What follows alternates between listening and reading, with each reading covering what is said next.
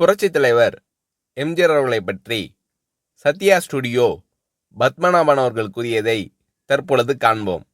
சொல்லுதல் யாருக்கும் எளிய, அறியவாம் சொல்லிய வண்ணம் செயல் என்றார் வள்ளுவ பெருந்தகை.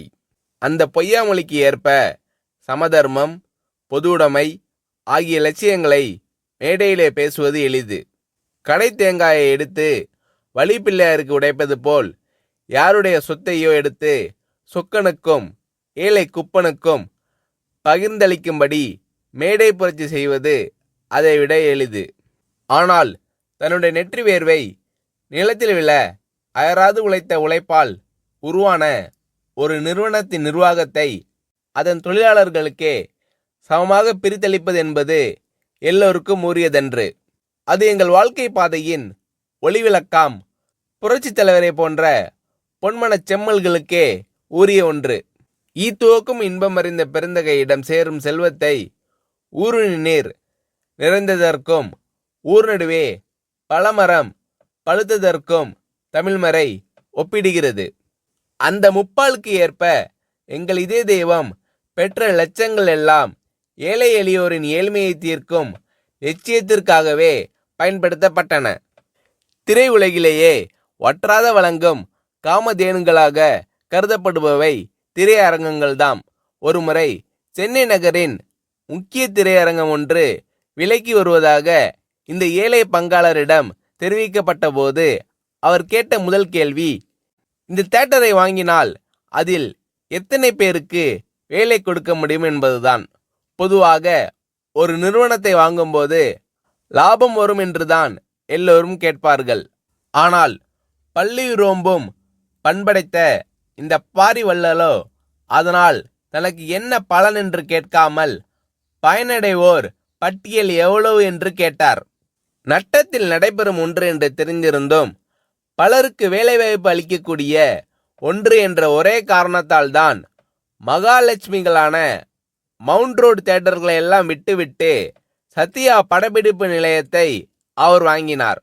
அவரது உடல் மட்டுமல்லாது அவரது உள்ளமும் இவ்வாறு சொக்க தங்கமாக இருந்ததால்தான் இன்று இந்த வையகமே அவரது புகழை பாடி நிற்கிறது. முத்தமிழ் மண்டலம் மட்டுமல்லாது இந்தியாவே இன்று அந்த நம்பிக்கை நட்சத்திரத்தின் விழியசைவிற்கு காத்திருக்கிறது. இந்த ஈகை குணமும் கொடைத்தன்மையும் இன்று நேற்று வந்ததல்ல. சிலருக்கு தேர்தல் தேதி அறிவிக்கப்பட்டவுடனே நினைவுக்கு வருகின்ற கண் சிகிச்சை முகாம் போன்ற கண்கட்டி வித்தை அல்ல அது. இரத்தத்தின் இரத்தமான என் உடன்பிறப்பை என்று அவர் அழைப்பது அவரது உதட்டில் இருந்து வரும் சொல்லல்ல, அது அந்த வள்ளலின் இதயத்திலிருந்து வரும் இதய கீதம். ஒருமுறை விலை மதிக்க முடியாததும் எளிதில் கிடைக்க இயலாததுமான கேமரா ஒன்றை தொழிலாளி ஒருவர் கைத்தவறி கீழே போட்டு பழுதாக்கிவிட்டார். செய்வதறியாது திகைத்து போன நாங்கள் என்ன சொல்வாரோ என்ற அச்சத்துடன் ஒப்பனை அறையில் இருந்த புரட்சித் தலைவரிடம் தயங்கி விவரத்தை சொன்னோம். ஆனால் அந்த தனிப்பிறவியோ பல லட்சம் விலை மதிப்புடைய கேமரா பழுதடைந்து விட்டதே என்று பதறவில்லை, உடைத்தவர் மீது சீரவில்லை. அதற்கு மாறாக அந்த தொழிலாளியை அழைத்து உனக்கு அடி எதுவும் படவில்லையே என்று தாயன்போடு விசாரித்தார். பயப்படாதே, ரிப்பேர் செய்து கொள்ளலாம் என்று சிரித்த முகத்தோடு தட்டி கொடுத்து அனுப்பினார். பிறகு எங்களை நோக்கி, மதுரைக்கு வயதாகிவிட்டதல்லவா, அவரை கனமான கேமராவை தூக்க சொல்லலாமா, இனி யாராவது ஒரு இளைஞனை அவருக்கு உதவியாளராக அமர்த்துங்கள் என்றார். அச்சத்தோடு அந்த அறைக்குள் நுழைந்த நாங்கள் அச்சடித்த பதுமைகளாக அதிசயத்து நின்றோம். இப்படிப்பட்ட இதய கீதங்களை 27 ஆண்டுகளுக்கு மேலாக அருகில் இருந்து சுவைக்கும் பெரும்பேறு பெற்ற சிலரில் நானும் ஒருவன். ஈரோட்டு வெண்தாடி வேந்தரின் வீட்டில் கட்டி தயிர் உண்டு வளர்ந்த செல்ல பிள்ளையான நான் அவருடைய அரசியல் வாரிசான பேரறிஞர் அண்ணாவினால் பத்மநாபா என்று அழுத்தமாக அழைக்கப்பட்டு கரிமுட்டை லாரியில் உடன் சென்றும் உடை துவைத்தும் பணிவிடை செய்த தொண்டன். இன்று அந்த இங்கர்சாலின் இதே கனியான புரட்சி தலைவரின் ராஜசபையில் நானும் ஒரு அங்கம் என்று எண்ணும்போது என் தோள்கள் அந்த தேவனின் புகழை எண்ணி எண்ணி பூரிக்கின்றன. இதழ்கள் என் தலைவனின் புகழ் பாடி பாடி துடிக்கின்றன. இமைகள் அந்த சான்றோனின் தரிசனம் கண்டு கண்டு கழிக்கின்றன. ஏனெனில் என் தலைவனின் அத்தாணி மண்டபத்திலே நித்தில குவியல்களுக்கு மதிப்பில்லை. என்றும் நிலைத்து நிற்கும் நீதிக்குதான் மதிப்பு. ஊரை அடித்து உலையில் போடும் உளுத்தர்களுக்கு அங்கு இடமில்லை. ஆனால் உண்மை உழைப்பிற்கு அந்த ராஜசபையிலேயே என்றும் ஏற்றம் உண்டு. அந்த தேவ சபையிலேயே ஓடுபோரும் உயர்போரும் ஒப்பர்தான். உற்றாரும் ஒன்றுதான், ஊர்கோடி உலகப்பனும் ஒன்றுதான். அவ்வளவு தூரம் ஏன்? காரி உமிழும் கடைமகனையும் தன் மகன் போல் மடியேந்தி உயிர் காக்கும் உத்தமர் அவர். இன்னா செய்தார்க்கும் இனிய செய்வதே அவர் இயல்பு. கொல்ல வந்த கொடியோரையும் அன்பொழுக அண்ணன் என்று அழைப்பதே அந்த அண்ணலின் சால்பு.